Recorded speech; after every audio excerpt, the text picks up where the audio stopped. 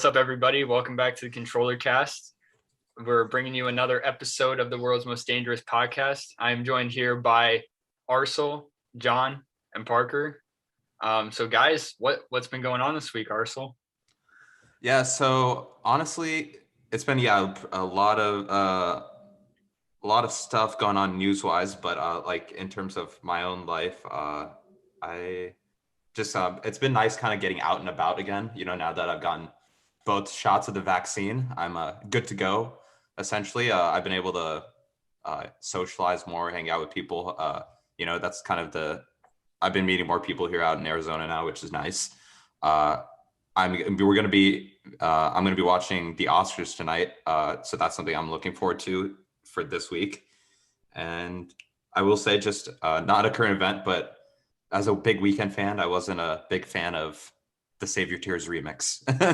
I definitely like the original more. But that's really all I had to say for my week. What about you, John?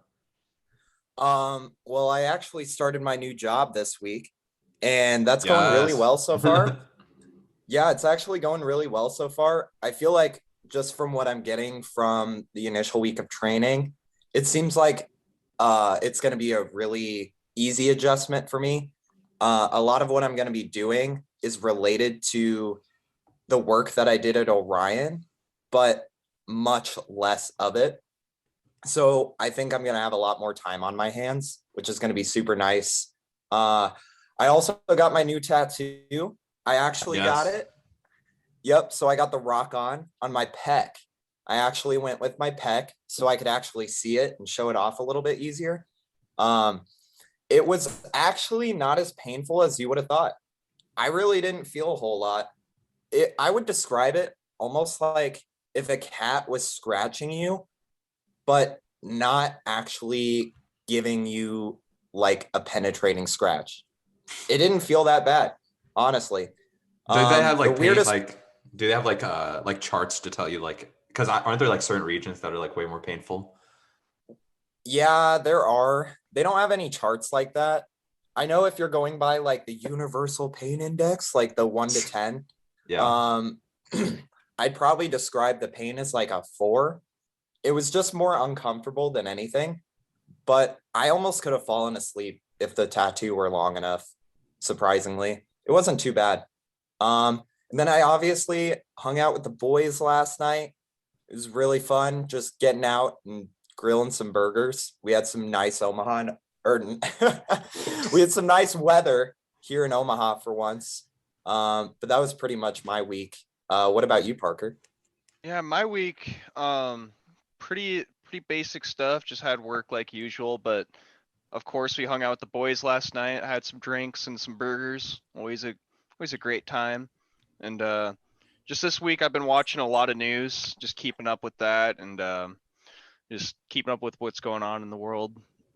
Not too much going on for me right now, thank God. I'm glad it's not super eventful. But that is how my week's gone.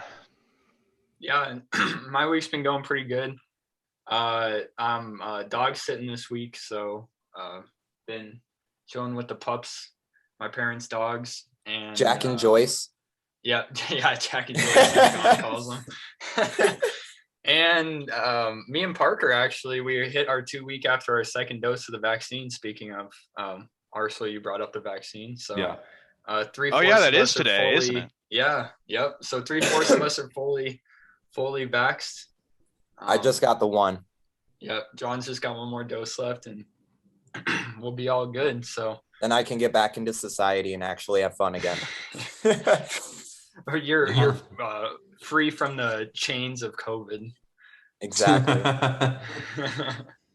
So be a part of productive society again. It's been holding us back. You can re-enter society.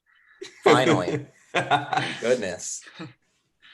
So other stuff that's going on, not this week, but next week, actually, for all you PS5 people out there, we got one of the first big launches since the original launch date when Demon's Souls, Spider-Man, Miles Morales, and Sackboy's Big Adventure came out. So we got Returnal coming out this week on April 30th. So if anybody on here has played Hades, you know how roguelikes go. If you don't know, I'll give you kind of a rundown. So it's dungeon-based games where you go, you go straight from start to finish, and each little dungeon is different every time. If you're familiar with RNG, that's basically how the game determines what stages you get each time you go through the game. So this game is a roguelike like Hades. So each time you play through, it won't be the same every time. There will be different enemies, different setups, different stuff like that. And this roguelike genre has been really popping off lately with the success of Hades that actually won a Game of the Year award this week. So I'll give my thoughts on it, and then I'll hand it off to you, Arso, because we're the two in this podcast that actually have PlayStation 5, so we'll be able to play it right now. So I think it sounds really interesting because I really liked Hades. I thought it was an excellent game to play through. Me and John have not finished it. We were just talking about that last night, actually. Not quite. Almost. So almost. I think this genre of games is really cool. I also, when I was getting a PS5, I remember seeing, the reveal trailer for it. And when I was getting it, I was thinking like, man, that game was, pretty freaking cool.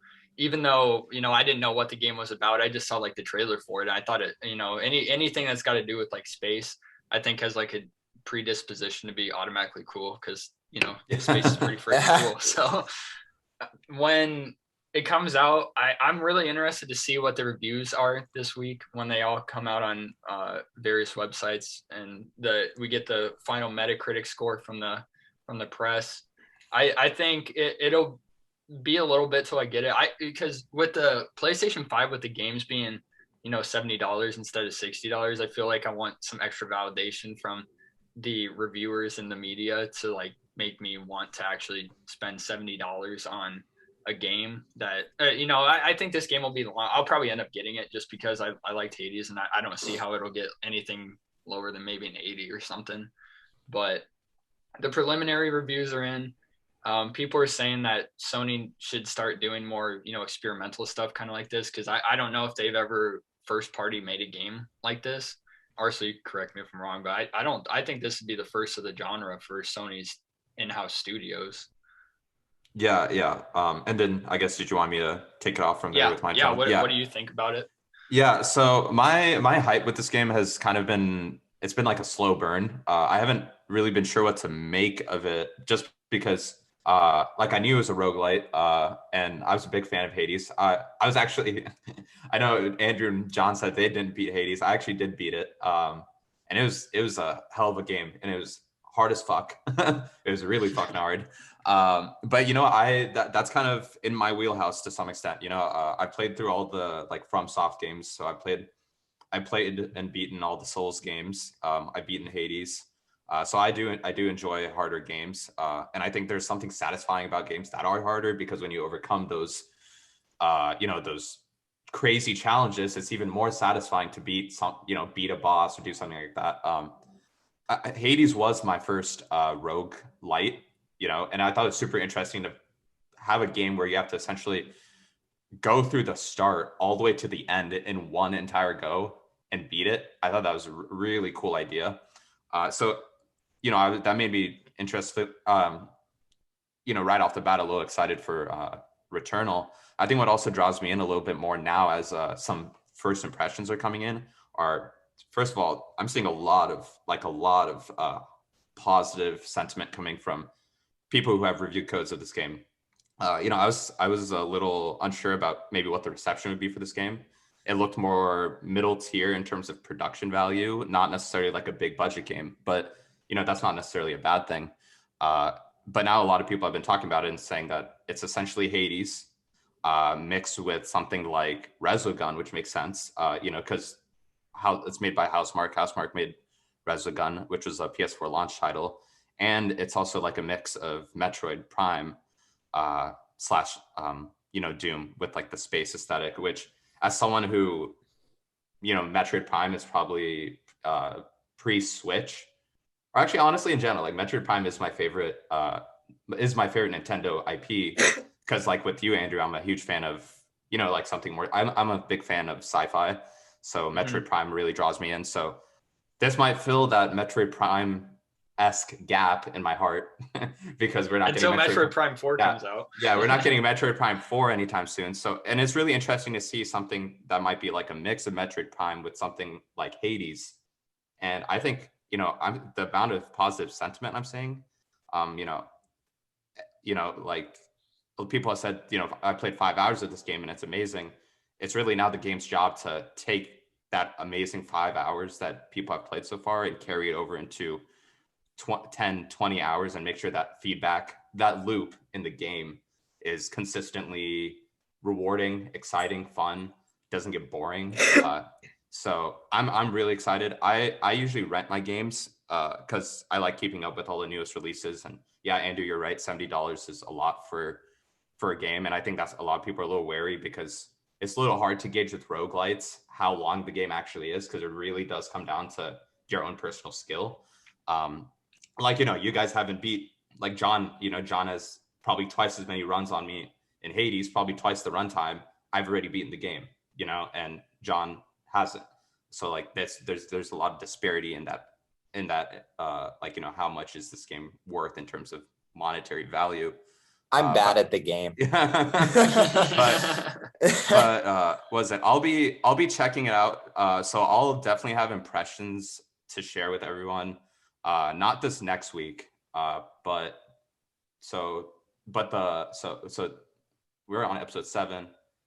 I'll have thoughts to share on episode 9 about the game, and I'm excited to definitely share my thoughts on it.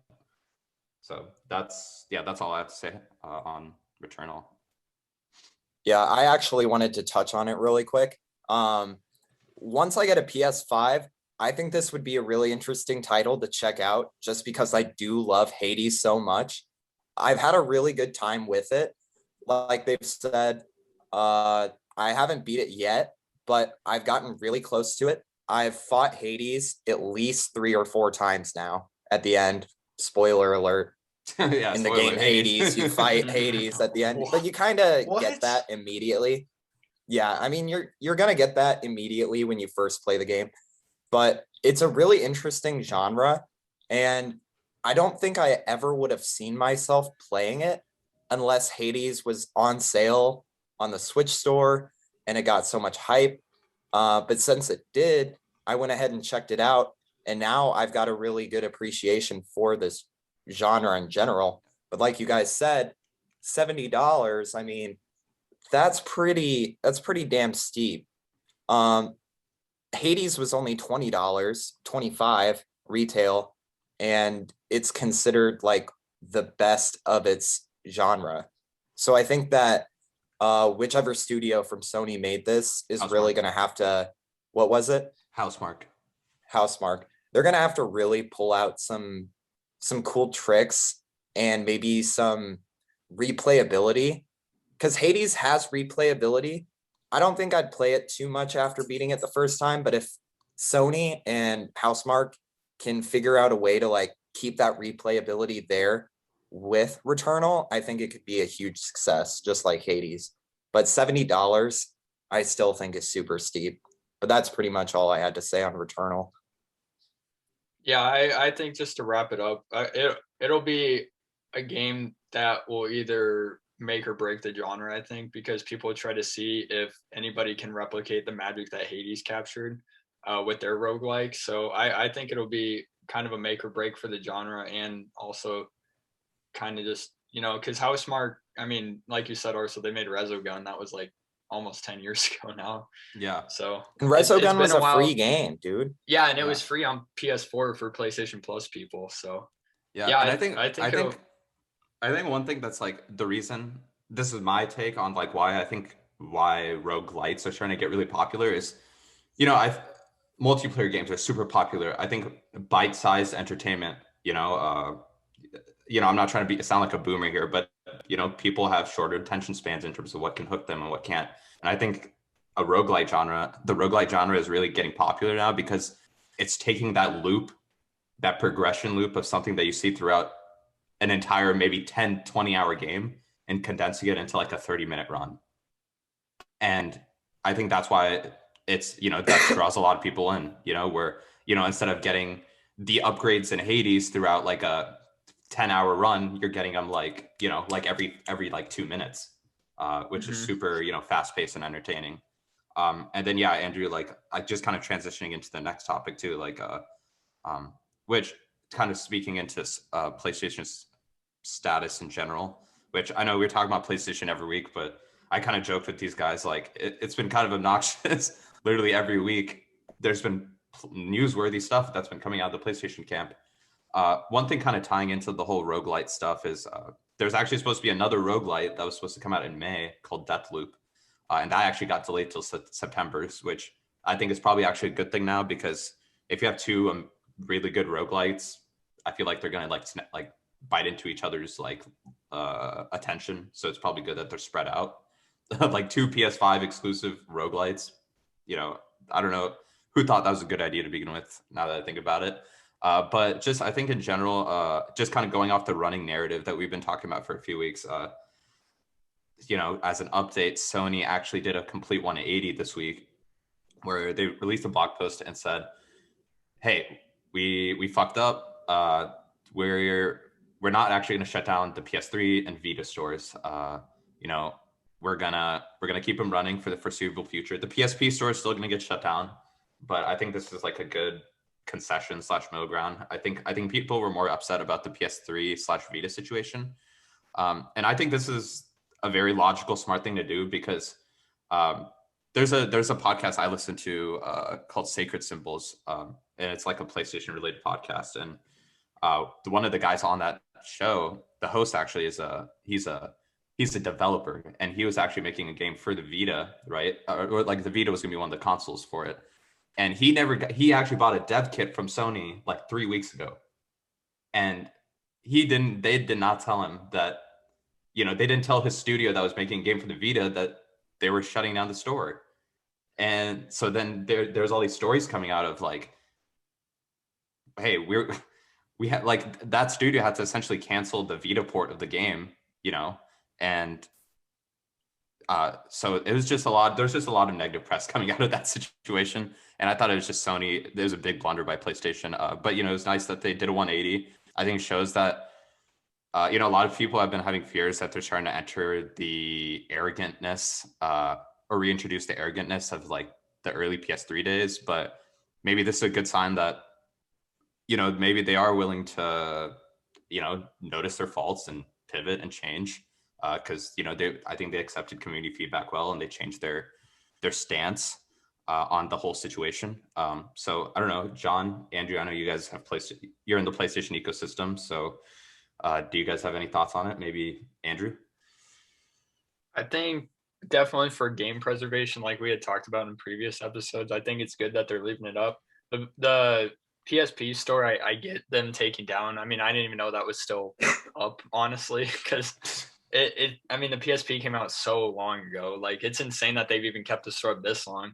Because you see, you know, Nintendo took down the DSi and Wii Shop like 2014 or 15, I think. So they didn't even leave those up for a decade. So it's just very interesting to see that the PSP store is still open. I think it's good that they're keeping the PS3 one at least, because without backwards compatibility, it's really hard for anybody to really even, you know, if they want to go back and play a PS3 game, it's hard to find copies of games, and also it's hard to just play it in general. It's not very accessible without backwards compatibility, just because of the cell-based processor and how the PS3 is built. And I feel like the store is something that you have to keep up for, you know, basically the foreseeable future. if you aren't going to budge and do what Game Pass is doing and put like Xbox 360 and OG Xbox games on Game Pass for people to be able to play, it's something I feel like Sony has like a not like a law they have to follow. Yeah, a responsibility to keep the game system alive if they're not going to give any other way to play it. Because when stores close down like that, then it gets into this loop that like you're unable to find the game, people start pirating it, game company gets mad, people are pirating it, they don't do anything about it because they don't give you any legitimate way to play a game. And I think it's good for them because it keeps, however small the revenue streams are for the PS3 and Vita stores, it keeps them open and, cuts down on piracy. But John, do you have any thoughts on that as a loyal PS3 owner? Yeah, I actually am one of the few people I think that has a Vita as well. Yeah. I don't use it much. I think it's one of the most interesting consoles that PlayStation has came out with though. And it was super overlooked, honestly. You could play all of your PlayStation 4 games on it through like remote play, which worked really well. And then they added the option to do it with phones. So it kind of phased the Vita out for using it for that. But the Vita was really cool. And I think it's really good that Sony is keeping that open because there are developers that are still making games for it. Like anything that can be put on the Switch could almost be put on the Vita because that thing was ahead of its time with power. And I would be willing to bet that it's just as powerful as the Switch. And the Vita is not actually too far behind. The Vita actually has a very dedicated community, like of Japanese games and Japanese, like, So yeah, like you're right. You're totally on the money with like how Switch games also come to Vita still. Exactly, and there's such a big market for those Japanese developers to make games because a lot of the people that have Vitas have it for those like JRPGs that are only on Vita, or maybe they're on Vita and like PC, but it seems like a really good opportunity to keep that small revenue stream going, as you said, Andrew, but most importantly, just for game preservation and the fact that the PS3 can't be replicated. And I don't think we're ever going to get backwards compatibility for it. I think they should just leave that open as long as they can.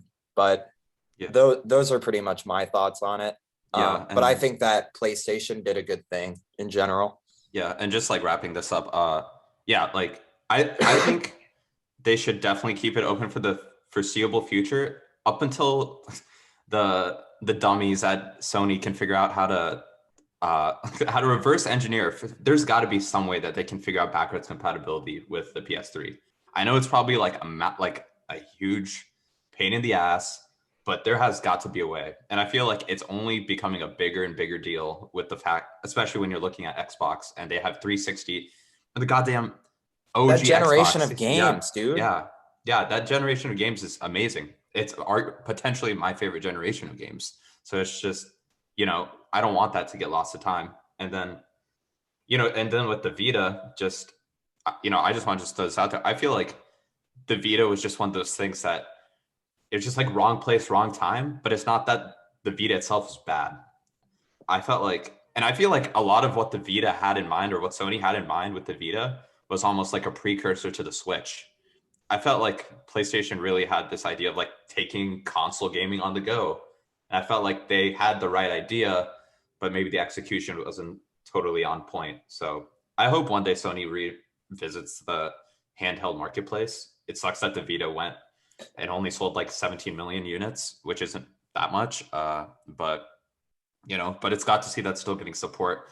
But John, Mr. Vita, you can go ahead and take it on from there because I know you want to talk about a show that you and me have both finished up recently.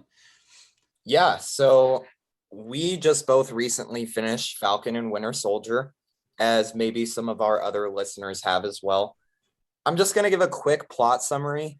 I didn't actually really type anything out for this, so I'm just going to read what a quick one off of Rotten Tomatoes.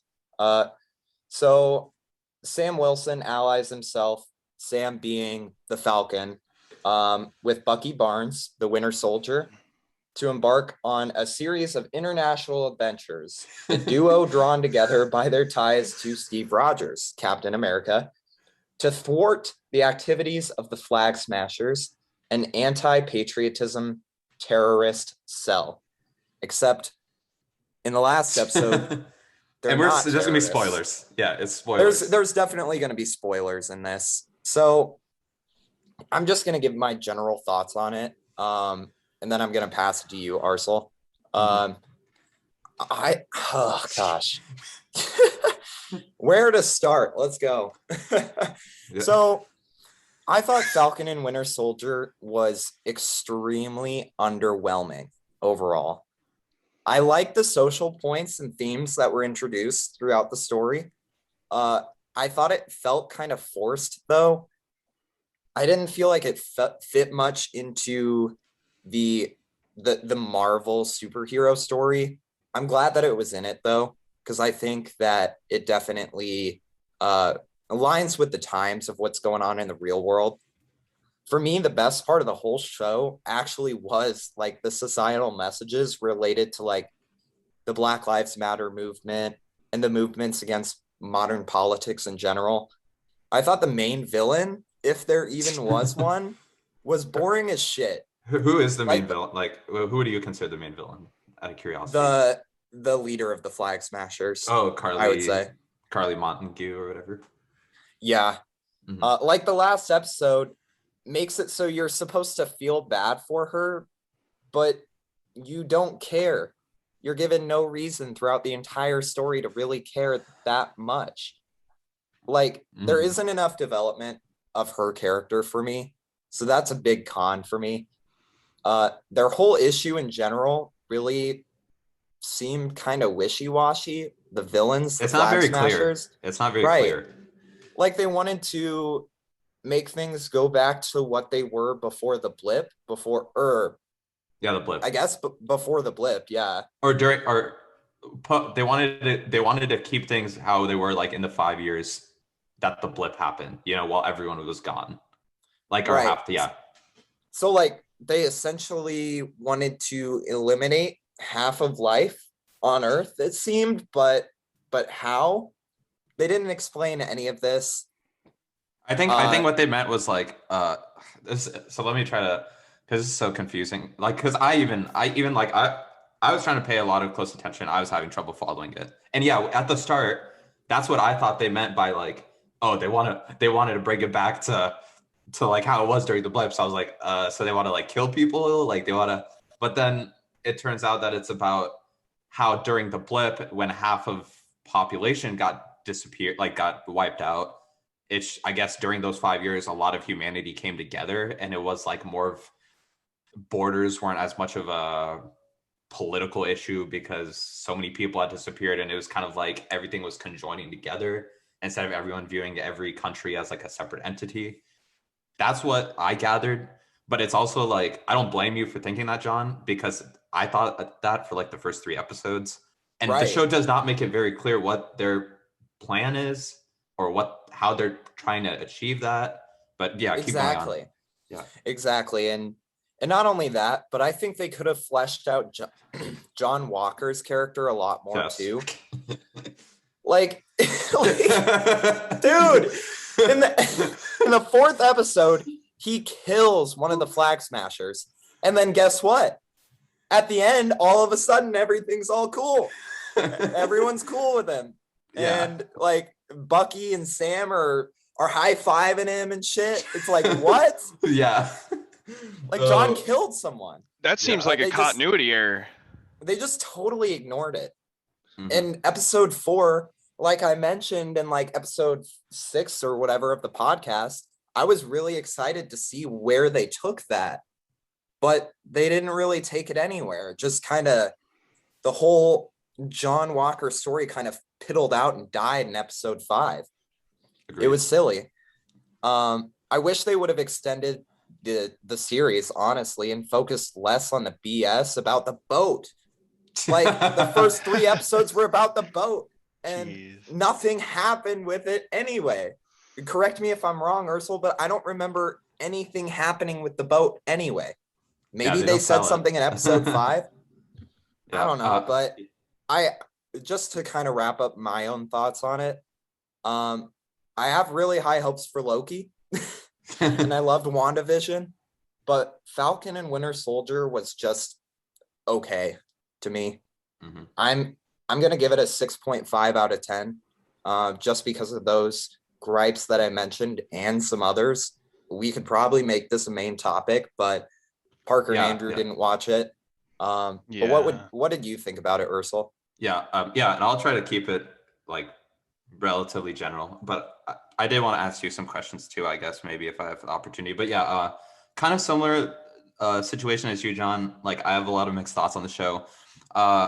Just kind of going into a little more details as a viewer, I was honestly kind of confused the first few episodes why Sam and Bucky didn't like each other. Like, I was like, these guys have known each other. They fought with each other, like together. Like, why are we starting this show off where they're acting like little bitches and like like having staring contests and like not talking to each other? Like what is going on here? And I guess it gets cleared up a little with the fact that, like, I guess Bucky's upset that he gave away the shield. Right. I thought my favorite stuff in the show was definitely all the stuff going on with Sam and Falcon, and like him trying to come to terms with, like, you know, him potentially being the next Captain America, being the first Black Captain America, and Sam was the star for sure. Yeah, and like, you know, having to deal with like the racial history of America, and like I thought Isaiah Richards, I think his name was, you know, like all the interactions with him were super cool, and super insightful and thoughtful. I thought his interactions with Carly, the leader of the Flag Smashers, those were really down to earth and honest. And I did enjoy that they tried to make the villains a little bit more, like, it was a little bit more of a gray area in terms of what was going on with the villains, you know, because at the end, you know, he's speaking up for their message in that final speech.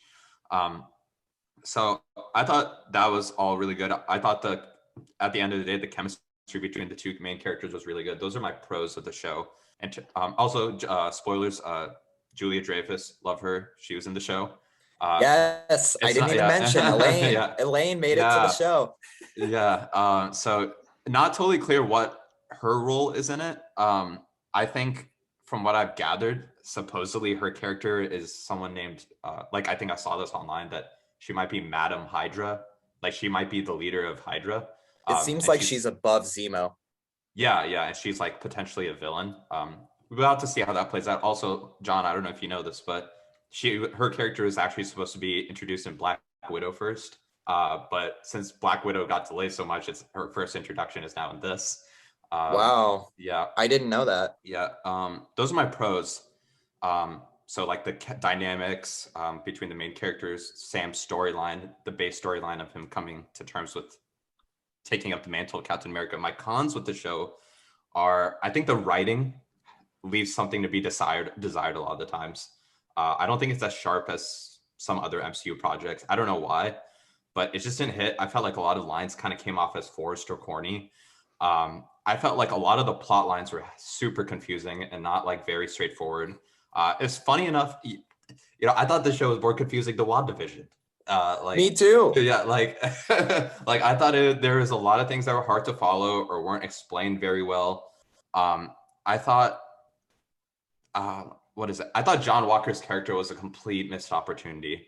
I thought they started him off as, you know, like this hometown kid almost, you know, getting to live his dreams as being Captain America. This guy's like the best soldier, you know, 3 medals of honor, all that shit. But I feel like it very, very quickly escalates into him being kind of a man-child with Sam and Bucky. And then just immediately kind of like, I feel like they just start painting him as a fucking crazy psycho, like right off the, like way too early. And then yeah, he you know, he breaks and he kills that guy in the middle of, and that's my favorite scene of the whole show, by the way. I thought that was an amazing scene where he kills the guy out in public. And then the next episode, they kick his ass, break his arm, and he gets deranked, demoted. And it's like they just completely brush it over. And I thought that could have been, with the Sam stuff, the other super interesting plot line. And then they just drop it. And it's like, in the last episode, what am I as a viewer supposed to feel towards John Walker? Because it's like, he's coming into that episode as like a fucking villain. And then by the end of the episode, yeah, he's like got his arm wrapped around Bucky and like, yeah. And like, you guys feel like that was a continuity error, or like? No, I think it was just them rushing character development. And then at the end, like he becomes, and the only reason I feel like this was a total yap moment where at the end where he comes out in the black and red outfit and Julia Dreyfus's character is like, we're not going to need a Captain America. We're going to need a US agent.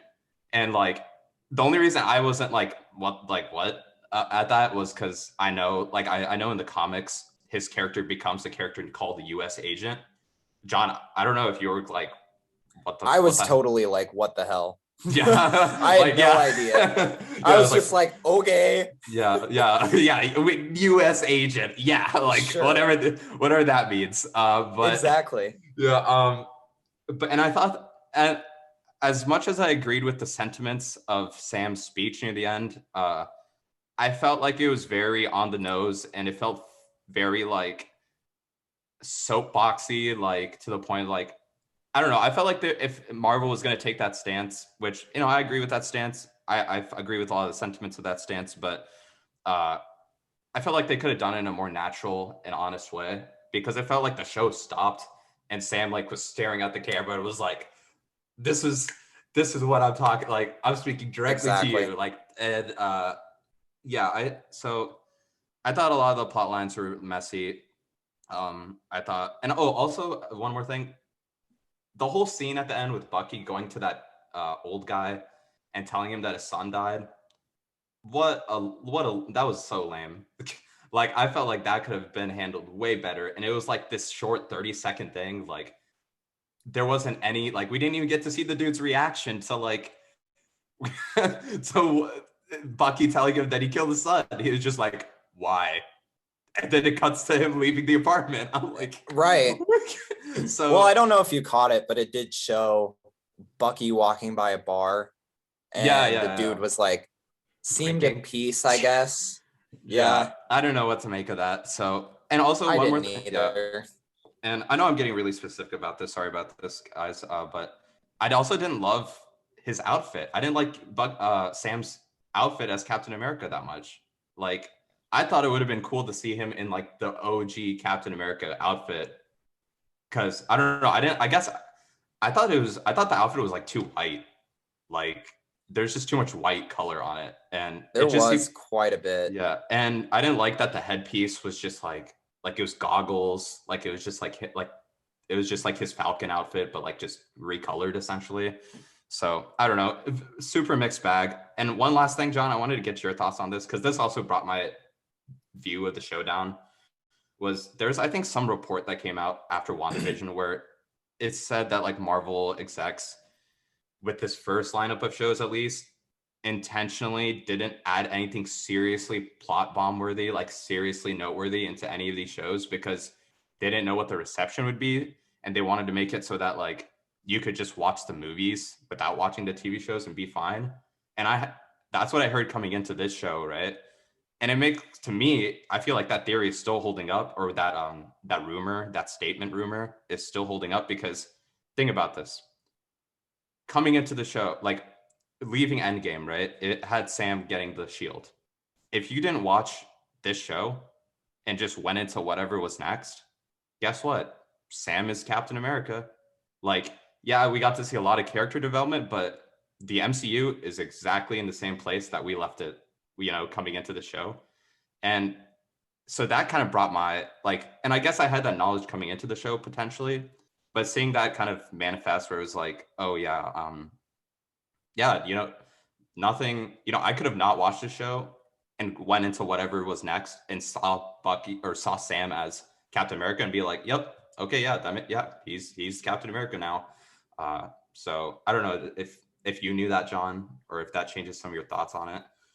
Yeah, I didn't know that. I don't think it changes my thoughts too much on it because it was boring. And for me, it was boring. And the fact that there wasn't much plot busting kind of things that happened makes it just that much more boring. I mean, like, it was literally just his story of coming to Captain America, but it was so confusing. And I just think it felt rushed to me and it wasn't super polished, I would say. But I think that it's kind of silly that Marvel wouldn't want to do anything crazy with the TV series because you want people to watch them. So why not, have something crazy that happens in one of these series that gets everyone on the TV shows? Yeah, like something why not that people want to make something that people are like, you have to watch this to understand this, Exactly. Like, keep people invested. Yeah. I don't think it just needs to be the movies, but that's pretty much all I had. I think, just wrapping this up, my rating, at the end of the day, I thought it was still like a pretty enjoyable romp. I know I thought overall the show was generally enjoyable. I think when you kind of look into the finer details, you start realizing that there's a lot of things that could have been done better and a lot of plot arcs that kind of fell through. So honestly, I'm gonna say I'm jumping between two different scores, but you know what? I think okay. I think I'm gonna just bring it up to, I think I'm gonna say a 7. And that'll just bring our score up to, I think that kind of brings us into a 6.8, which I think is honestly pretty good for the show. So yeah, 6.8 from us, I guess. And I think that's a pretty accurate rating. Yeah, so that's me and John's thoughts on Falcon and the Winter Soldier. But yeah, Andrew, if you want to. Yeah, I mean, I didn't watch it, so that was a pretty good in-depth review. I enjoyed it. Yeah. So also this upcoming week, along with Returnal, is the NFL draft. So as dedicated NFL fans, me, John, and Parker will be watching very closely to see what our teams do. So Parker, what is going on with the NFL draft, man? Yeah, man. So like, basically what I want to talk about today are like the top 3 picks, or top 3 expected picks that are going to come out, because that's really, we could go into the draft for hours. Like, there's so many different picks that teams are going to make, but so everybody is predicting that the number 1, so the draft is in 4 days. So Thursday is when it's going to be starting up, and that's going to be the first and second round that they're going to do on Thursday. So I'm basically just going to go through the top 3 picks in the first round. So who has the number 1 overall pick is the Jaguars, right? They were 1-15. They're absolute crap. So everybody thinks that they're going to get Trevor Lawrence. Andrew, do you think you agree with me on that one? That, or are they going to shock people and take like Justin Fields or something? I think if they're smart, they'll take Trevor Lawrence. But also the Jaguars organization seems to be run by people that don't know how to run organizations. So honestly, I could expect them to take they'll take a quarterback. I just don't know what quarterback they'll end up taking, because it is most likely Lawrence for sure, because he's been hyped up so much. He literally has only lost 3 games in his college career, which is like unheard of. But also in the playoff and in the I think he has 2 in the semifinals and 1 in the college football final. So those are not bad places to have your lot. I mean, it sucks because you're so close, but it's better than, like, I don't know, losing to like Troy, Nebraska. We also got to remember, though, that every really good prospect, for the most part, ends up doing shit in the NFL. It's like the people that are regarded as some of the highest or best players seem to do the worst when they get into the NFL because they're so hyped. Throwback to Johnny Football, Johnny Manziel. I hope Trevor Lawrence does well. Bunny Manziel. And I think Jacksonville would be smart to pick Trevor Lawrence too, because I think he could be developed. He's super tall, fast. He's got a great arm. But who knows? We'll see what happens when Trevor gets into the NFL. He could be a fucking safety for all we know. I don't think that's happening. That would be rough on him, but the second overall pick, so the New York Jets have this one. They were also complete and utter shit, right? So they have the second overall pick, and everybody's thinking that Zach Wilson from BYU is the guy for this team. So there's some crazy videos actually of Wilson throwing some darts at not the combine, but his pro day. He's very mobile, very quick. Andrew, I know you've watched a little BYU. Do you think the Jets take Zach Wilson with that number 2 pick? Is BYU even a school, or is it just church?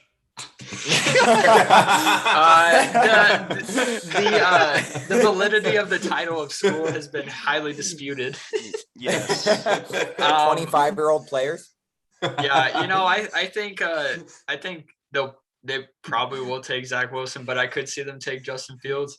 Wherever Zach Wilson goes, I think he'll do good because I watched the Coastal Carolina BYU game, which was an extremely good game, which actually came down to somebody just being 1 yard short of the end zone with time expiring. So that was one of the best games I've watched.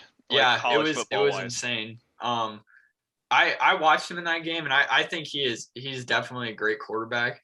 It's just there's so much like lack of parity between Trevor Lawrence, Justin Fields, and Zach Wilson that honestly I could see any of them going at any position to any of the top 3 teams. Yeah, and so I was just about to get in the number 3 overall pick. So San Fran so the 49ers actually traded up with who was at that spot before? I don't quite remember, but they traded up with somebody to get that number 3 overall pick. Supposedly to get a quarterback. I mean, that's what else would you trade up to that pick for?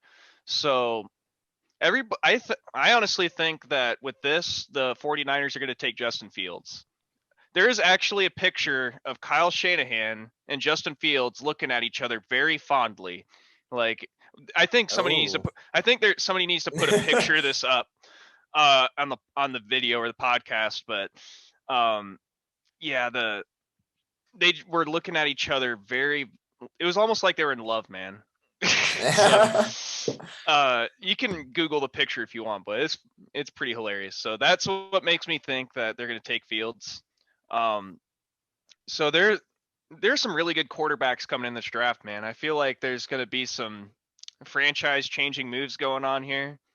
I think we're all pretty much excited for what's going to happen here. Well, it's that Patrick Mahomes movement. I mean, ever since he came out of, what was it, A&M or Texas Tech? Since he came out of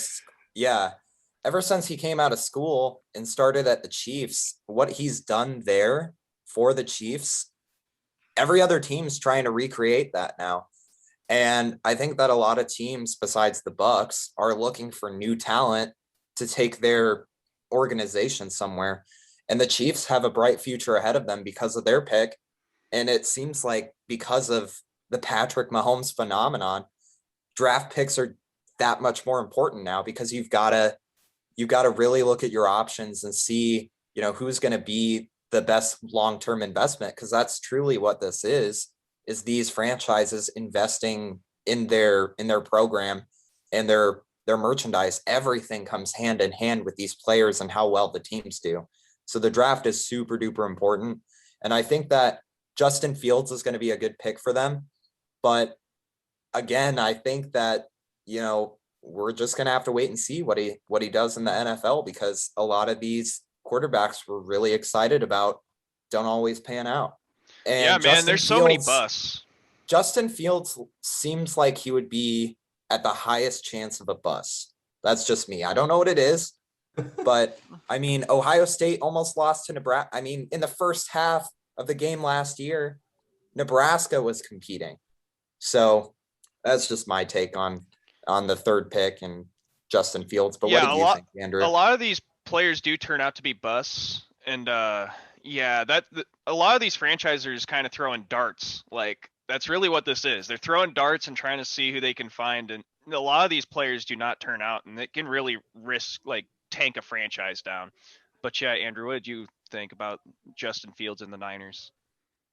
Obviously, I think they're going to take him just because. So I actually looked it up because we weren't sure, but they traded a number 12 pick, 3rd round pick this year, and then 2 first round picks, both in 2022 and 2023, all to Miami for the 3rd spot. So obviously they're making whoever they pick, they're making a huge commitment to. I mean, they traded 2 first round picks next year and the year after just to get whoever they're gunning for, I guess, which is it's really strange because I don't know what they're going to do with Jimmy Garoppolo. I don't know if he's like how many years does he have left on his contract? Do you know, Parker? Because I know he signed a huge contract with them like not that long ago. You're talking about Garoppolo, right? Yeah. I have no clue. I know he's on contract, but honestly, if they pick Fields, they might just do the thing where they still have Garoppolo play for a year while Fields is on the bench. But Yeah. they could take Mac Jones for all I know. I have why no clue what they're trade? gonna do. Yeah. I was going to say, why trade that first round pick then? But I guess Justin Fields won't be available next year. So they must really want him. I guess. Yeah, Jimmy Garoppolo signed a deal in 2018 for 5 years, $137.5 million. Yeah, they're gonna take a lot of cap hit if they release Garoppolo. Yeah. Like if they get rid of him. So the probably only feasible option is trading him. Maybe trading him somewhere. Well, that's like I think it gives credence to your point because this will be his 4th year out of the 5 on his contract. His contract ends after the 2022 season. So I think your theory might be plausible. I think once he goes to be an unrestricted free agent, I think they'll just let him walk and find something else. Yeah. So, but that's really all I had to talk about the draft. Let's move on to the Apple event. There's some really interesting developments from this. All right, so now we're gonna move on to another huge event that happened this week, the Apple event. So there were a lot of interesting things that were announced by Apple this week. Not necessarily, people always go for the iPhones. Not a whole lot of iPhone news, but we'll get into it. Give you guys a little rundown of what Apple's got cooking in the laboratory. So first off, very important very centric to what we're doing right now. Apple announced a subscription-based service for podcasts. So basically what the service is whoever wants to set up subscriptions for their podcast through Apple, they pay $20 a year, and then it allows people to pay to subscribe to your show. So I kind of see it working like I don't know if you guys are familiar with Patreon. Yeah. But, right. People pay money on Patreon, and then you get like an exclusive feed of a certain podcast. Like if I have, for example, I'm subscribed to a college football one called Split Zone Duo. Shout out Split Zone Duo. It's a great podcast. If you like football, you should check it out. But I pay basically to Patreon every month, and they have a bonus feed alongside their regular show. So they'll do like their regular show every week, and then on their bonus feed they'll interview certain people, talk about certain stuff. So I could see that working like this on Apple. I don't really see too many podcasts that I look at and I'm like, yeah, I would pay to listen to this. There's very few and far between on that. Sorry guys, you're gonna have to pay to listen to us. Yeah, sorry. Fuck that. So yeah. I think we're not doing that. Yeah, we're not doing that, Yeah. guys. Don't worry about it.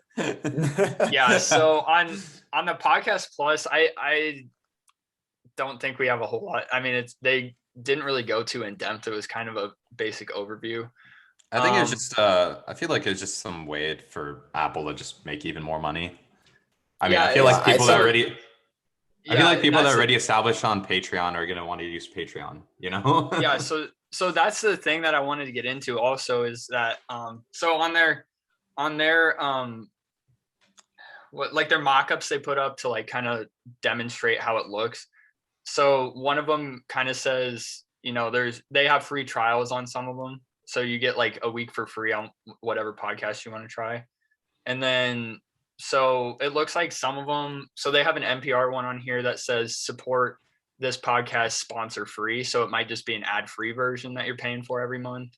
And then there's some that are locked behind a paywall altogether.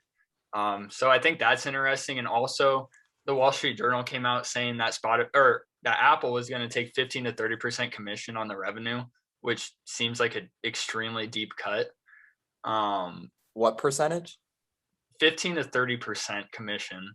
Isn't it 30 the first year and then it drops down to 15, I think? Yeah, it's 30 and then it drops to 15 the year subsequently. I'm curious with plus a $20 a year membership, which I mean, for most podcasts, I don't see any podcasts besides like maybe like big corporations, like, or not necessarily corporations, but like NPR, like Barstool Sports, for example, ones that have established, strongholds in the podcast community. I could see them doing that. I don't see like, homegrown podcasts like us obviously doing that, like college football, like the college football ones I listen to. I don't think they would do that. But the other interesting thing is that Spotify, the Wall Street Journal said Spotify is going to come out with this subscription service similar, except they will not take any cut of the commissions. So yikes. Man, So yeah, big yikes to Apple. So I think that's good for Apple because it'll make them innovate. We all know they probably won't, but I mean, in theory, in a perfect world, it would drive them to, cut down that.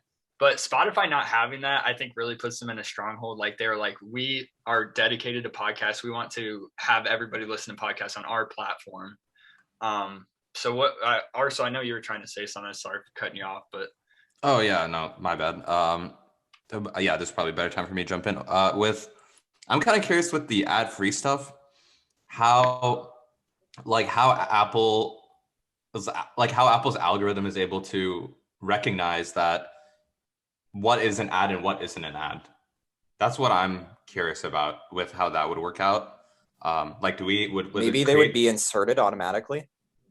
Well, like Andrew was saying that one of the, like, if you pay $1, right, like the entry fee subscription would be ad-free listening, which is like, how would the algorithm be able to detect what's an ad and what isn't?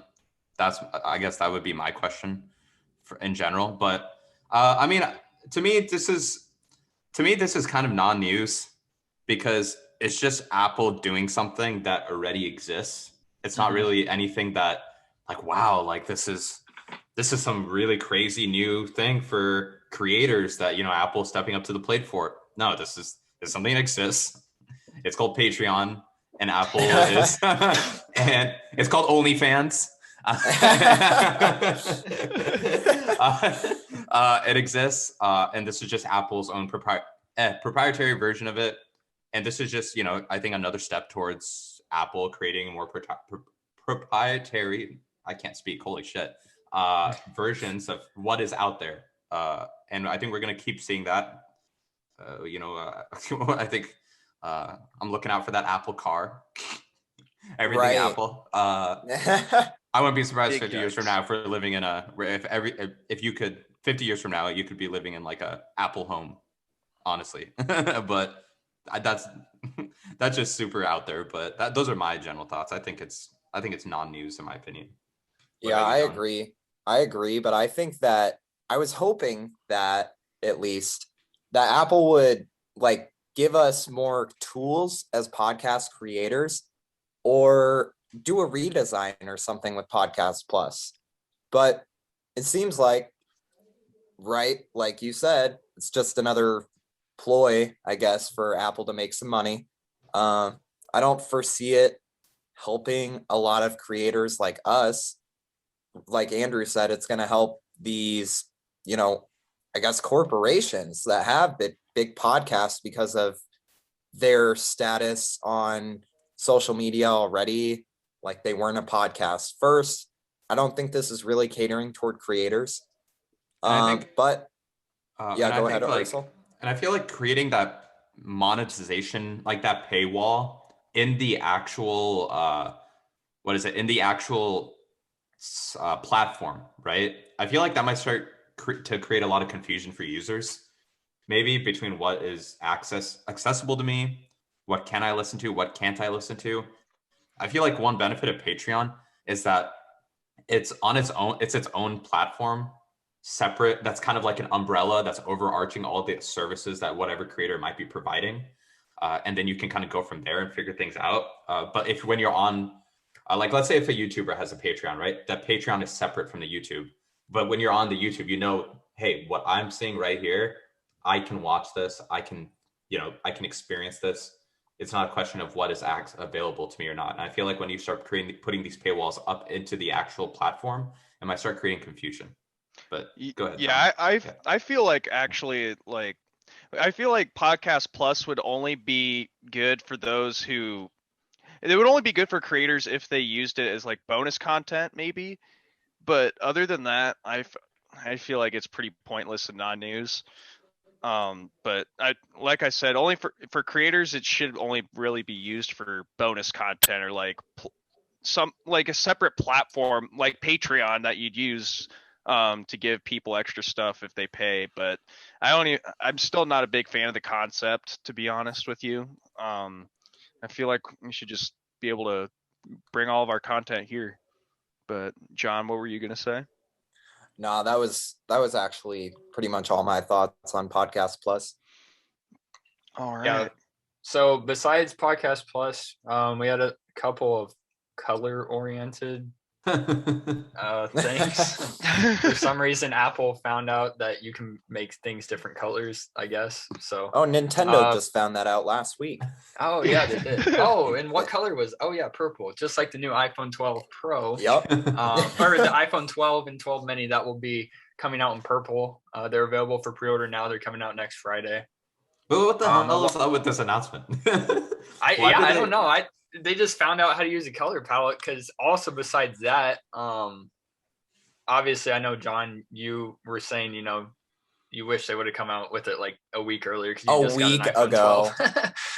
Got one. I would have loved that purple, but yeah, I don't really see, every time I get a new phone, I'm like, oh, I want like red or blue. And then I like halfway through, I'm just like, I wish I just got black, because it just looks more natural. It looks like more high tech. Yeah, I always get space gray or like black. Yeah, I got the black one on this time, but I mean, I got the navy John blue, and Parker got the navy, which is pretty blue close. Why didn't Apple just? I don't get why they waited until this spring event, like 6-7 months after the launch of the iPhone 12, to announce purple as a color, like it's some big deal. Like, yeah, but there must have been some sort of shipping or some warehouse issues or something, like where they maybe didn't have the colors or something. But I don't know, because a couple of years ago they did the same thing with red. Like halfway through the cycle, they just were like, "Hey, we made a red phone," and everybody's like, well, "What the hell? I want a red." I just got this phone 6 months ago, and now there's a red one that looks way cooler. Yeah, they should have waited until. Honestly, they should save color announcements for when the next phone comes out. I feel like it's really awkward time for when there's a new color announced in the middle. Because I remember back when they announced the new color for.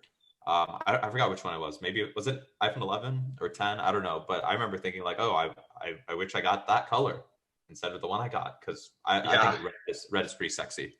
So yeah, and also on the color palette side, we got a refresh of the desktop Macs, the iMacs, the first M1 chip based iMacs.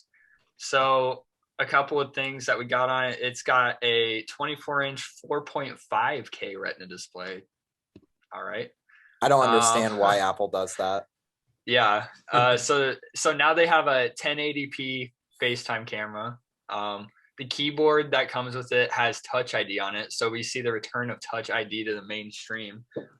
I think that's pretty cool. I kind of wish the iPhone 12s had that option, especially being in this masked society. I agree. Unlocking your phone is just such a pain with wearing a mask. I kind of wish there was a Touch ID option, just because I always thought it was pretty easy. But these new iMacs, instead of just coming in silver, are coming in blue, green, pink. That's interesting. The traditional silver, yellow, orange, and purple. So kind of a throwback to the old style desktop Macs, the color ones. And they also, very interestingly, something that got cut from the new MacBook Pros, the MagSafe chargers. This bad boy right here, this beautiful charging port that you just snap on. You trip over the wire, it just falls out, doesn't take your whole laptop with it. They cut it out of the MacBook Pros, the portable ones, the ones that you would take places and trip over the cord, but they have brought it back for the desktop ones that don't move at all. Makes sense. Don't get it. I guess maybe in the fall when they refresh the MacBooks, maybe they'll add it back. I don't get the point of taking it out of something that you move around with and putting on something that doesn't move at all. I don't really understand that. I know me and John are the two in here that have MacBooks. We both have the same one. So we do have the MagSafe, and I can say it has definitely saved my laptop multiple times. Same. Just because, you know, people are clumsy. You know, you take it to class and you're charging it and people trip over it or something. You don't have to worry. Those old MacBooks, though, are tanks. Yeah. Like, I have thrown this thing around, and it has had no issues. Dude, I bet there's some MacBooks from 2009 that are still running. Like, there are. I'm sure. I These can things personally last vouch that. forever. they last My crazy girlfriend used to have a really old MacBook from like 2010, and it's very slow. It still works though. Does anyone feel like Apple kind of is clueless right now with like what they want to do exactly with not just MacBooks but Macs? I feel like No. I feel like it's pretty clear. Are you talking like the confusion now between iPads and Macs, or are you just talking about MacBooks and Macs? No. I think they have an idea of what they're doing with iPads. I think. Oh, okay. No, I think MacBooks and Macs.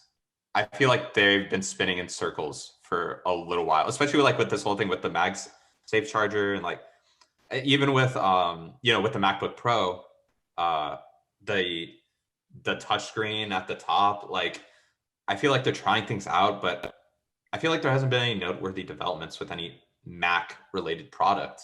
And I just want them to put Mac OS in the iPad. So I don't know. What do you guys think about that? That's exactly what I want Apple to do, Arcel. Why don't they just put Mac OS on the iPad and or at least give us the option? Dude, yeah, for sure. They put the M1 chip in the iPads now. They could totally run Mac OS, and I honestly think there's no need for a MacBook anymore. Like, they could just go full like 2-in-1 tablet style, like a bunch of Windows laptops do, and just run off those, like, and just have people buy iPads. Apple could probably get higher margins on that because it doesn't cost as much to build, and they could sell it for really expensive. So, what would you guys buy one of these new iMacs? No. I actually think I would. Dude, I love these things. They look beautiful. The thinness and the color options, dude. It's just wildly overpriced. It's actually reasonable. I think it's reasonable. It starts at $1229. I think that's reasonable for a desktop computer. If I was gonna get a desktop again, I would just build a PC. Same here, man.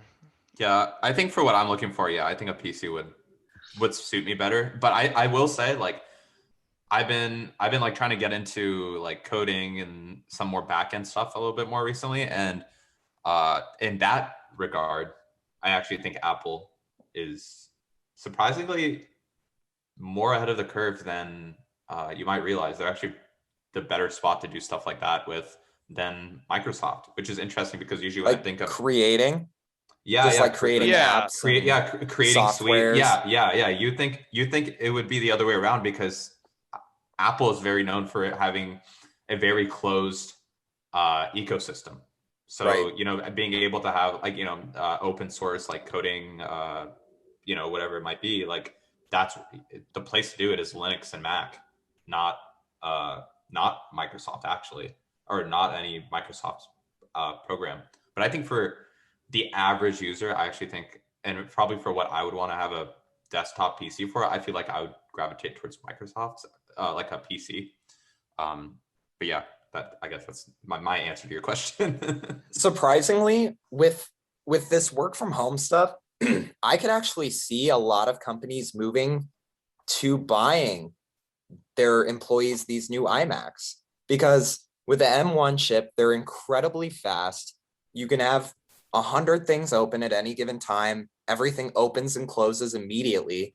There's no like the M1 processor holds like everything within it, so everything is instantaneous. And Apple does a lot of like deals for enterprises where you can buy stuff in bulk and get a huge discount. So especially with the size of these two, I think the new iMacs could be a huge boost in business for Macs in general. I actually think that Apple's doing a really good thing with these. See, the thing I don't understand real quick, Parker, though, is the huge bezel, the huge chin at the bottom. IMAX used to just have that beautiful display, and that was all you see. But now it's got this huge chin, and I read that all the internals are there. But how in the hell does this thing have the exact same internals as the new iPad? And you need that huge, huge chin at the bottom. Like they couldn't have just made it a millimeter thicker. They couldn't have made it a millimeter thicker. You know what I'm saying? I think that's kind of ugly as a design choice. John, I wanted to touch on the point you were talking about how these could be like put in businesses and that looks ugly. Stuff. That looks really ugly.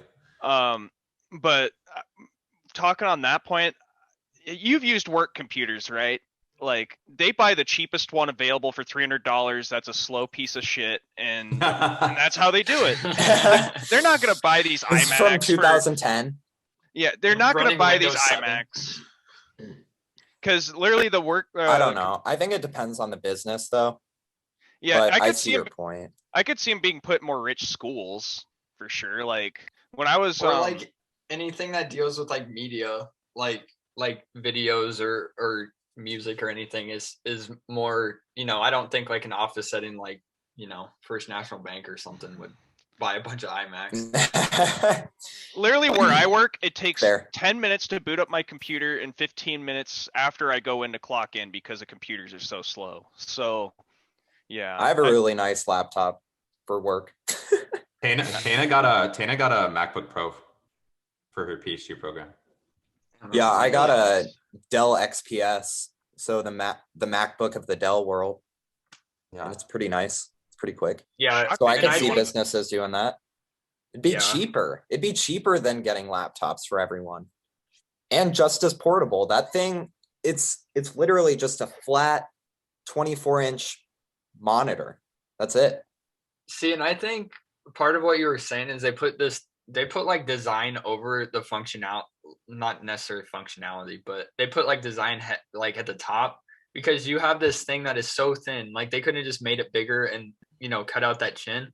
Also, exactly. I don't know if you guys heard about this, but the headphone jack had to be moved to the side of the Mac because I saw that the iMac is 11 millimeters thick and a standard headphone jack is I think 12 or 13 millimeters thick. So they literally had to like put it on the side, like it's on the side of the iMac if you want to like plug in any kind of like headphone jack or anything, which I just wish if they would have made it a little thicker, they probably could have gotten rid of that chin, made it like all screen.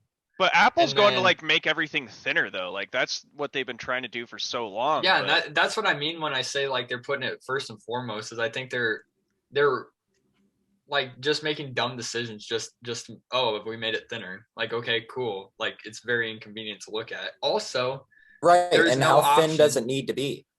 Yeah, and also with the screen, I don't know if you guys. So even like back when iPhones. In like high school when I got a white iPhone one time.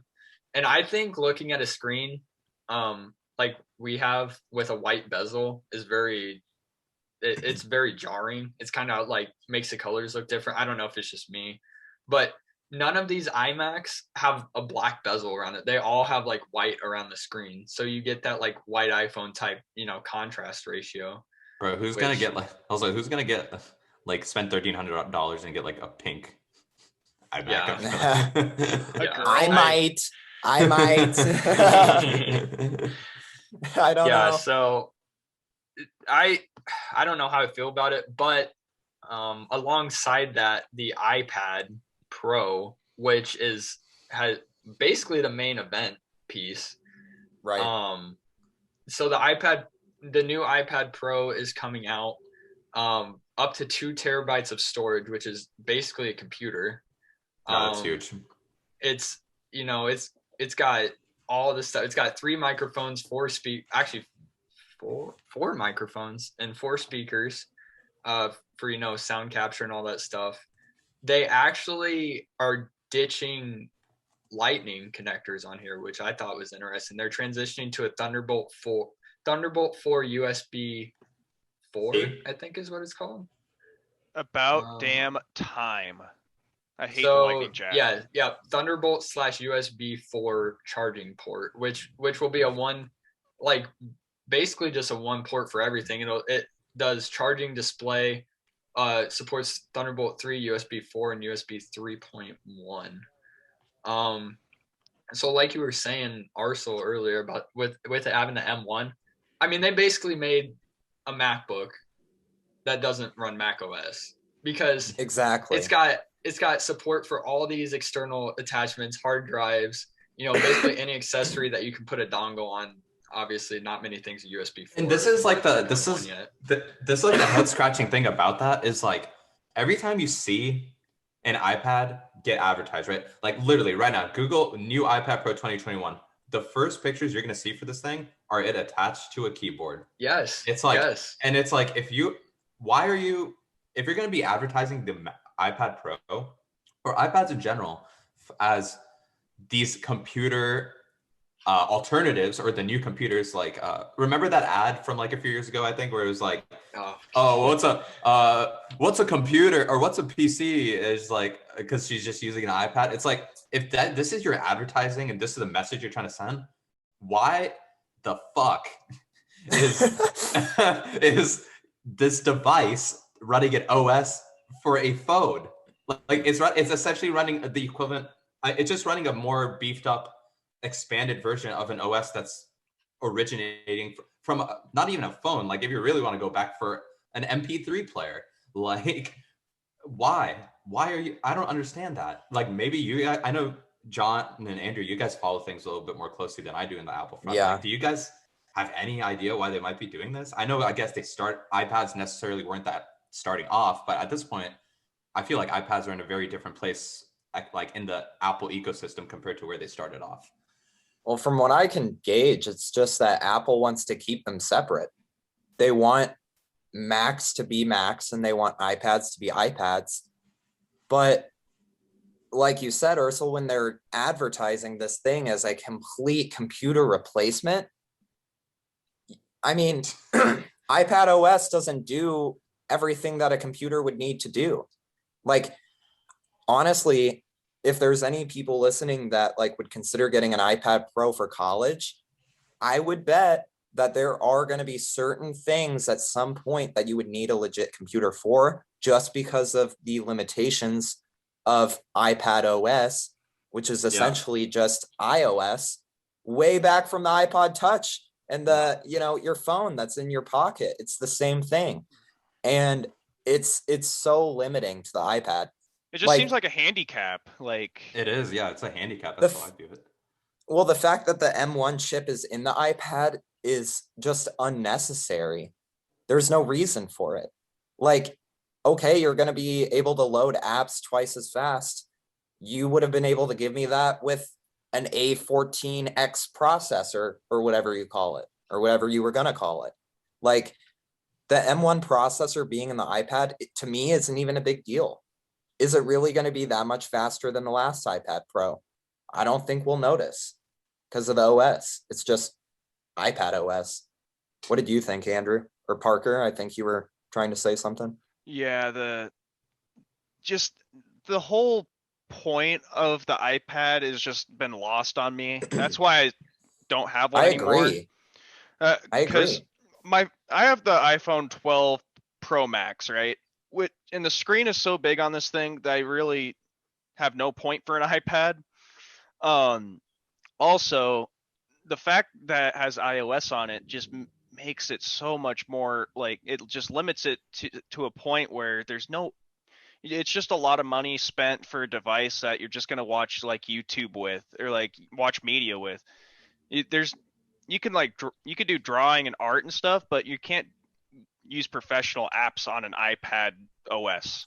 Right. They don't give you Final Cut Pro. Where's the Final Cut Pro? Where's the desktop Adobe? So what's the point of getting an iPad when you can just use your phone, like a 12 Pro Max with a big screen? And the biggest shoot kick in the balls to it, right, is, in my opinion, and I think most people would agree, that when it comes to tablets, iPad is the best out there in my opinion, like in compared to like a Surface or something, right?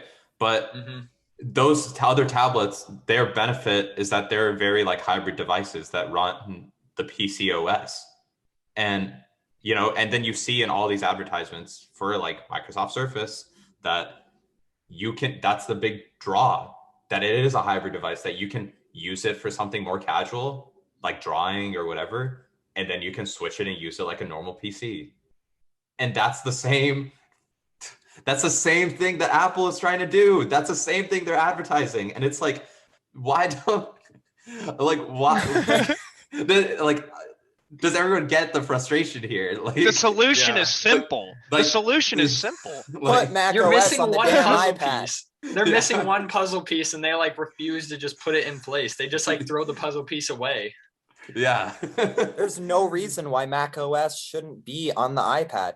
Rather than dedicating resources to making iPad OS different from iOS in certain ways, just freaking put Mac OS on the iPad. And look at Mac OS. Like Mac OS, you already have messages. You already have an app store. You already have everything is already there. And but I can split the screen in half and watch a video on one half of my screen. In Mac OS, you can download iPhone and iPad apps on Mac OS now. Yeah, and the thing is, like, everything that you use an iPad for casually, right? If a Mac was touchscreen, it would be the same shit at that point, like, but that's my little rant, I guess. In my opinion, they should just take away the MacBooks and just make a bunch of iPad models that have Mac OS on them. They need to blend them. I really do think they need to blend them at this point. There's really no point in anyone buying this new iPad Pro. Yeah. There's no reason. There's literally no reason. The end game has to be that they're gonna eventually just merge them, and I guess we'll see with WWDC happening in June. Maybe we'll get a little insight into what exactly is going on and what their plan is, really. And I think at the end of the day, it's just becoming more and more baffling, because with every iteration with both of these, they are slowly getting closer and closer. And as consumers, right, you can see that maybe they started out like over here, like far apart, but they have been slowly getting closer and closer with each other, where now it's just starting to get more and more baffling, where it's like you have these two lines of products that are being advertised for the same demographic and the same thing, and they're very like, at this point, you might as well just merge them, and they aren't being merged. Think about this for a second. Going back to what I was saying about the iPad Pro being pointless, dude, you can literally buy a new iPad Air 4 that does absolutely every single thing that this iPad does, minus maybe the camera functionality. I mean, the iPad Air 4 has a good camera, might not have as good of a camera, but you can get that for $549 retail, $549. And the iPad Pros start at, I want to say $799 for the cheapest model. Oh, okay. I want to say $799 for the smaller, cheaper model, but and who in the hell uses the camera on the everything. iPad? Right. So there's literally no reason for anyone to buy this new iPad Pro, because you can do everything you could on it with an iPad Air 4 for $300 less, and the power, you won't even see the power in the new iPad because of the limitations of iOS. You just won't see it.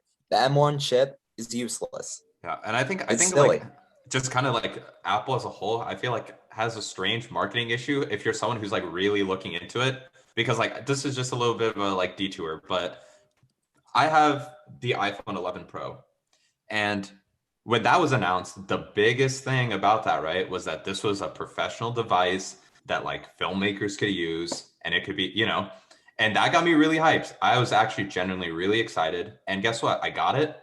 And I tried to shoot a short film on it, and immediately, and I even got a gimbal. Like I paid like $100, $200 for, like, or whatever it was for a gimbal, like, so I could shoot on it and everything. I still have that. Hopefully one day I could use it, but like, and then I find out that the 11 Pro doesn't even have like any sort of like FOV like control or any depth of field control. So it still looks like you're shooting on a damn iPhone. Because like anything that has any good quality for any filmmaker wants to have some sort of depth of field, like in the video, not just the portrait camera. So and that immediately like just threw my plans in the trash because I'm like, anything I shoot looks amateur. And you're advertising this to filmmakers, to professionals. Who the hell is a filmmaker is gonna use? Yeah, congrats. Yeah, Filmic Pro now. Congratulations, Apple. But like, no self-respecting filmmaker is gonna use your device if you don't have. Come on, this is the most basic thing. Depth of field. You're I don't know. I feel like they're advertising towards certain demographics, trying to be this like professional. We're making this for professionals, for creators, and then they just completely miss the mark on very simple things like that. Why not put the best camera that Apple has to offer in the iPad Pro? Why not make that the movie maker? Mm-hmm. Yeah, but exactly. It's just missed opportunities like this. That's what I think. I think the new iPad's kind of silly, to be honest. Yeah. And speaking of silly, we will we'll go to the dumbest thing they announced at the whole entire event, the Apple AirTags. So many of you may be familiar with Tiles. They're little tracking devices. They connect to Bluetooth on your phone. And you can basically ping it wherever it is. So, your keys, your wallet, maybe you could put one. I don't really know, but I don't use them personally. Obviously for keys, they were good. So anyways, Apple came out with their own version called the AirTag. I don't know what anybody expected for the name. Obviously they're going to do AirTag because, whatever. Makes sense, I guess. So there's a couple of good things about it. So it's $29, relatively cheap. Put a little asterisk next to it, and I'll. Is it like square or not square? It's a circle. It looks like it's a quarter. Circle. Yeah. Oh, okay. It's basically the size of a quarter. It's got a speaker in it for like beeping when you lose stuff. It's got Bluetooth, obviously, to connect to your phone, and actually, surprise, surprise, Apple lets you replace the battery if you want. So it's got a replaceable battery, which is very surprising. Something I think their phones probably should have, but so it uses the obviously the Bluetooth on your phone. It can tell you how far away precisely you are from the AirTag when it's connected. So here's the main thing. This is why I put an asterisk on the $29 price tag. So you pay $29. Okay, seems relatively cheap. All you get is the puck. That's it. There is no hole on the puck to put it on a key ring. There is no clip on it to attach it to anything. You have to buy the accessories with it. So if you want to put an AirTag on your keys, you are going to be paying at least $65, which is absolutely absurd because for $65, so typical of Apple. Yeah, because for $65, you can get four tile trackers that have a hook on it to put on keys. You can get 4 of those things for $60. But instead you could go with Apple and it works with my phone better. Okay, well, you just spent $65 to make sure you don't lose your keys. That's probably more money than it would cost to just replace your key if you lost it in the first place. Like it is more money. Even those expensive key fobs. Yeah, so they obviously open it up for, third parties, but even the third parties, I mean, the cheapest one I could find was a Belkin silicone one, and I think it was $15. So I mean, you could get obviously I'm sure on Amazon and eBay there'll be like knockoff ones that are extremely cheap, but the fact that it comes out of the box basically useless for the main thing they advertise it for, like they advertise all the press release photos except for like the ones of the actual product, they all show it with a key fob and there's no key fob on it. Like you have to buy the keychain accessory separately. So it kind of seems like they're misleading because at first I saw it and I'm like, and I was telling my girlfriend because her new car she got only came with one key, so we don't have a spare for it, so she wants to make sure she doesn't lose it. And I'm like, okay, well I'll buy an AirTag for it. It's $29. Go on there, and then it's like you might need these accessories, and it's like literally the thing to hook it to anything you want to hook it to. It's like accessories you might need. Oh, thanks. I might need that. Otherwise I would keep it in my pocket. Yeah. So is there a rubber like piece just to clip it into, or does the rubber piece that wraps around it also have the keychain with it? I think Yeah, there's the like a rubber leather piece that loop you wraps can around get. it. Yeah, it's a leather loop. The actual AirPod itself is literally just a piece of metal. There is just a bezel to hook into a keychain attachment. It just comes with the puck. That's it. So Ridiculous. if you get the 4-pack, so they have a 4-pack, so they're $29.99 each. There's a 4-pack you can get for $99, so it's a little bit of a discount. If you buy that for your family and need keychains, you are like $220 in the hole. Meanwhile, you could just go and get a tile tracker, a 4-pack for $60. It's like what is Apple trying to like? Are they trying to like do a proof of concept thing and just kind of like get some suckers to buy into it? Or like I don't understand. There's the tile tracker, even though it's not obviously natively built in, like the AirPod will be built in, to iOS, so integrate very well. Like it's better in every way except the integration part. Like I just don't understand how you can feasibly look at and be like, this is a good deal. Like I'm paying $65 to track my keys when I could pay $65 and get one that already hooks on. Dude, I just want to. I want to see what Apple's like markups or like margins are on some of their products. Like I want to see how much it costs like to make this, like their accessories or their devices, because like I feel like they're tripling their margins. Like at least it's absolutely insane because they're because the market leader. They yeah, can get away with this. and they're proprietary, so they can just it's deliberate that they're doing this, because how do you go through like research and development and be like, people lose their keys all the time, so we're going to make a tracker that doesn't have a key ring on it, so you can't hook it onto your keys immediately. Like, they're doing it on purpose, and it's just a typical Apple thing. It's bullshit. Like, they come with none of their accessories anymore. None of their accessories are included with their phones. With the phones, they don't even come with the brick for the charger. Yeah. It's literally just a charger cord. Last night. Yeah. It's literally just a charger cord and your phone. That's all that comes with the iPhones anymore. And you spend like iPhones are what, $1,000 now. So yep.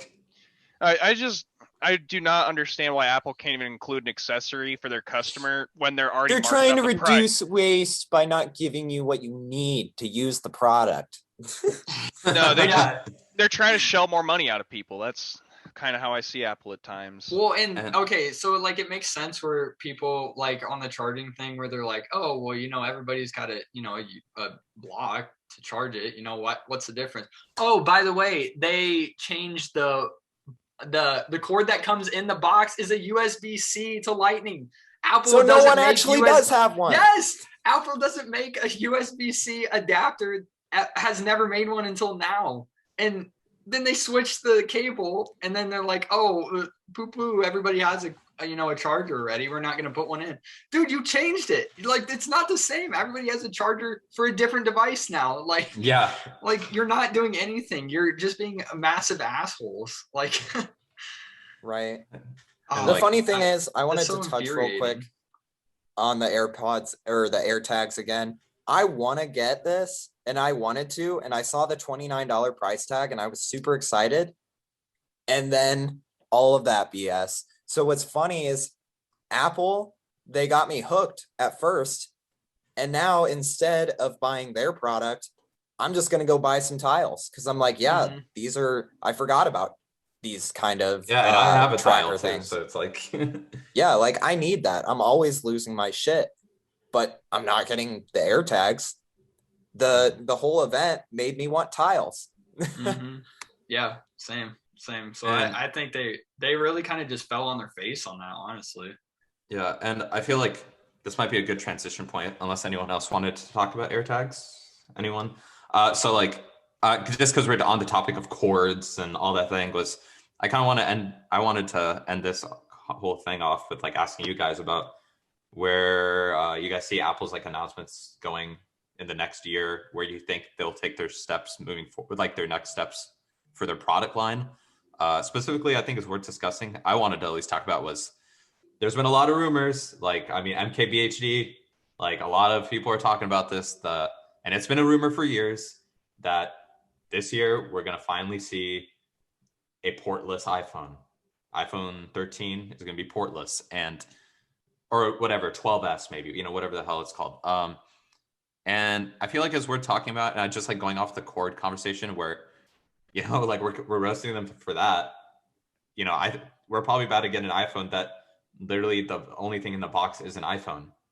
And I mean, if I was a betting man, and from what Apple's done, I would put like $1,000 on the fact, I would buy someone an iPhone on the fact that there is no way that they're going to include a Bluetooth or wireless charging with the product. I do not see that at all. There's no way, in my opinion, that that's going to happen. I think they're going to be like, we're trying to reduce waste, and and we want to move towards, no buttons, whatever, because I think like Steve Jobs back in the day, and like this has been, I can tell like this is what Apple's been moving towards, like their whole vision of they want to probably, I think that, they want to move towards an iPhone that is buttonless, and it's just like like a piece of metal that is just a screen, and they're slowly moving towards that. And the getting rid of the port, I guess, is the next thing, and everyone else in the industry is going to follow it. But I want to know what you guys think about, I guess, where Apple could go next. Maybe all these rumors about the portless iPhone. Maybe Andrew. Yeah, I think that they obviously are moving towards that. First they got rid of the headphone jack. Then they introduced wireless charging. AirPods are extremely successful. All Bluetooth headsets. Got rid of the block. Yeah. Yeah, they got rid of the block. Which seems like a half measure. It feels like that's like they're half step towards like getting rid of it completely. Yeah, I think they're working towards it. I don't like a buttonless. Like I could see a portless one, but like I mean, so when I had a 10R before I had my 12, I use wireless charging quite a bit, and wireless charging destroys your batteries, like longevity. It's so bad for like the lifespan of your lithium ion batteries specifically, because when you do wireless charging, it heats the battery up more than just plug it in the wall, so the battery's like lifespan gets considerably shorter. So after a year and a half of having a 10R, my battery maximum capacity was at like 83%. Like it was awful. It didn't even like, I mean, I've had my iPhone 12 now for about 6 months, and the battery right now, the battery health is still at 100%. I've only wireless charged my phone once, but on the 10R, I had it for just over, double what I've had this phone for, and it was at like 83%. Like that's insane. Funny enough, to your point, Andrew, really quick, I just wanted to cut in. My maximum capacity after having a 10R for 2 years was 93%, and I never used a wireless charger. Yeah. So you can just see the difference right there. I mean, so unless they fix the wireless charging longevity issues, I don't think it would be a good idea. I mean, it's Apple, and you see what they did with AirTag, so obviously they're just gonna be idiots and do it anyways without thinking really. But I could see it coming. I just don't think it'll be anytime soon. Hopefully, for consumers' sake, I hope. You don't think it's gonna happen with like this fall? You don't think it's gonna be with iPhone 13? I think it's probably 3 or 4 years out still, but I could be proven wrong. I don't know. I mean, I think with the iPhone 12 adding that MagSafe capability, their snap-on magnetic wireless charger, I think that is like a big step toward. Yeah, exactly. And with 2 half measures, that equals 1 whole. I mean, they're setting it up, right? Yeah, they're definitely setting it up. And I agree with you, Ursula. I think the iPhone 13 will be totally cordless. There will be no cords. I think they'll keep the buttons, but maybe they'll even remove the silent switch, which I hope they never do. Please don't do that, Apple. But they're moving toward, it's literally just going to be a piece of metal and screen. And maybe someday it'll just be a pane of glass. Who knows? But I think it's interesting to see that's where they're moving, because it's not even like innovative. For me, I don't care if I have to plug my phone in or not. Like, give me innovation elsewhere. Don't dedicate resources trying to figure out how to make my phone have less ports. I don't give a shit. I don't. I want to have a better camera. I want to have a better display. you know? Mhm. I also wanted to That's ask where this, I'm John. I want to ask you this, John, because I feel like you're a little more tapped into all this stuff. Like, has there been any rumors about if they're bringing back Touch ID? Because I feel like if they are, like, this is the year to do it. Every year since they got rid of it, there's been rumors. Damn. And they haven't done it yet. And apparently it's because Apple can't figure out how to do it, which to me doesn't make any sense. There are other phones doing it in their touch screens. There's the technology Dude, there. Samsung phones have it in the home button. Make the lock button on the iPhone glass. There's your Touch ID. Is it that hard? Doesn't the iPad already have that? Yes. Yeah, the iPad Air 4. I got Casey an iPad Air 4 for her job, and the lock switch is literally glass, and it has Touch ID in it. So they better add that for the next iPhone. They have to. If they put it in the iPad Air 4, a device that debatably a lot of people won't get because it's not very marketed, if they can do it in that, there's no excuse that they can't do it in the new iPhone, but they didn't do it for the new iPad, as far as I know. Did they? Really? The iPad Pro? I didn't hear anything about it. They would have had to, right? They had a feature for the iPad Pro, for iPad 4, and then put it into the iPad Pro. That'd be crazy. Well, I guess they'd probably have to, but I didn't see anything about it. I wouldn't put it. It wasn't highlighted. Yeah. But did you want to confirm that, Andrew? Yeah. Does someone want to see? Yeah. Parker. It's gotta have Touch ID, right? Nope. Face ID. That's it. No, are you shitting me? That's it says sensors. It's got a barometer, accelerometer, ambient light sensor, 3-axis gyro, LiDAR scanner, and Face ID. Oh, so it just went with Face ID instead of Touch. Which I'm sorry, but Touch ID is better than Face ID. I agree. Especially it was now, always faster, like I said earlier with now that, I mean, that would have been way more useful during COVID, is having a Touch ID, because it's such a pain being in public, having to unlock your phone and having to type in. It defeats the purpose of Face ID. Like, you have this thing that's like, okay, you can use your face for security. Well, if you're in your own home, who cares? And that's the only time you can reliably use Face ID right now until the mask mandates end. Yeah, and who the hell is, like, the average person doesn't have to worry about their Touch ID getting broken into. Yeah, you know what I mean? Yeah, and it's just something that's just, it's so dumb. It's just so dumb. Like, I don't know how to explain it other than just being stupid. Because then in iOS 14.5, which is was also announced, but it's coming this week, there's a feature where if you have the brand new Apple Watch, you don't have to do Face ID with a mask. It'll just unlock it with your watch, like the MacBooks do. So, like, why are they, like, beating around the bush? Like, they put Touch ID in an iPad, then take it out. So then they put something that's even stupider, because who the hell is even buying new Apple Watches? Like, does anybody even care about the Apple Watch anymore? No. I saw the OG. I still have the OG. I have the Series 1. Like, I don't care about the Apple Watch enough to buy a new one. Like, who is buying a new Apple Watch? So it's just like, they're like, oh, well, we kind of recognize that Face ID isn't working too well, so we're just going to do this way more cumbersome and expensive way to do it instead of literally just putting a sensor back in.